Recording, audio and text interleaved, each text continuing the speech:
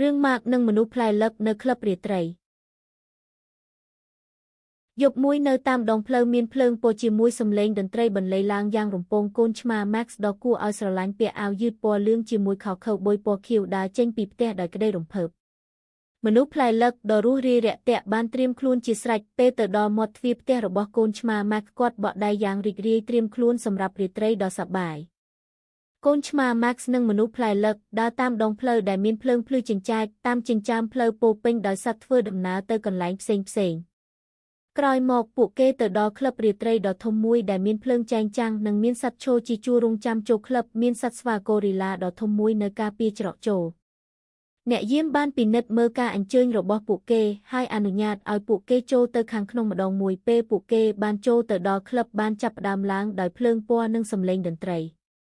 នៅខាងក្នុងគឺសម្បូរទៅដោយសត្វគ្រប់ប្រភេទមានដូចជាសត្វតោទន្សាយខ្លាឃ្មុំនិងហ្វ្មេងហ្គោរាំនៅក្រោមភ្លើងឌីស្កូដ៏អស្ចារ្យ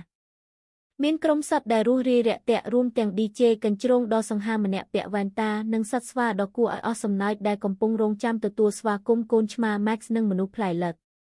DJ កញ្ជ្រោងបានចាប់ផ្ដើមចាក់ភ្លេងហ្វូងសត្វស្រែកហូរតាមចង្វាក់ភ្លេងយ៉ាងសប្បាយនៅក្លឹបបារកូនឆ្មា Max និងមនុស្សផ្លែលឹកពិសាភេសជ្ជៈផ្លែឈើដែលបម្រើដោយអ្នកក្រឡុកស្រាដ៏ទាន់សម័យរំពេចនោះពន្លឺឡាស៊ែរបាញ់ពេញក្លឹបបង្កើតបរិយាកាសដោយភ្លើងពណ៌ខណៈសត្វទាំងអស់មានការសប្បាយនិងរាំយ៉ាងរំភើបជាខ្លាំងមនុស្សផ្លែលឹកឡើងកណ្ដាលឆាកបង្ហាញក្បាច់រាំដ៏គួរឲ្យអស់សំណើចប៉ុន្តែគួរឲ្យចាប់អារម្មណ៍ធ្វើឲ្យគ្រប់គ្នាសើចនិងរីករាយកូនឆ្មា Max លោតចូលទៅក្នុងការប្រកួតរាំបង្វិលនិងគ្រវីជាមួយសេះបង្កងកង់គូរូនិងសត្វ Penguin មានការបញ្ចាំងពន្លឺភ្លើងរាប់ពាន់ជុំវិញក្លឹបដោយបាល់ឌីស្កូដ៏ធំភ្លឺនៅពេលដែលពិធីជប់លៀងឈានដល់កម្រិតកំពូលពេញប៉ោងអន្តែតពាសពេញពីដានហើយផ្ទាំងគំនូរភ្លើងចម្រុះពណ៌បាញ់មកលើឆាករាំកាន់តែបង្កើននូវភាពរំភើបរីករាយពិធីជប់លៀងជិតឈានដល់ទីបញ្ចប់មានការបាញ់កាំជ្រួចផ្ទុះទៅលើមេឃបានបញ្ចេញពណ៌យ៉ាងអស្ចារ្យអ្នកចម្រៀងដ៏ល្បីមួយរូបបានឡើងលើឆាកដោយច្រៀងចម្រៀងជប់លៀងយ៉ាងអង្កងខណៈដែលហ្វូងសត្វច្រៀងតាម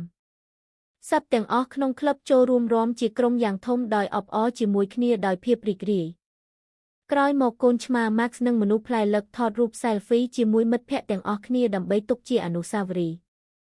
នៅពេលដែលពិធីជប់លៀងថយចុះពួកគេនិយាយលាគ្នាដោយសន្យាថានឹងជួបគ្នាម្ដងទៀតសម្រាប់រាត្រីដ៏រីករាយមួយទៀតកូនឆ្មា Max និងមនុស្សផ្លែលឹកដើរត្រឡប់ទៅផ្ទះវិញក្រោមមេឃដែលមានផ្កាយនៅតែចងចាំសំឡេងយ៉ាងពីរោះរបស់ក្លឹបពេលត្រឡប់មកដល់ផ្ទះវិញកូនឆ្មា Max គេញញឹមស្រមៃអំពីដំណើរកម្សាន្តបន្ទាប់របស់ពួកគេសូមអរគុណ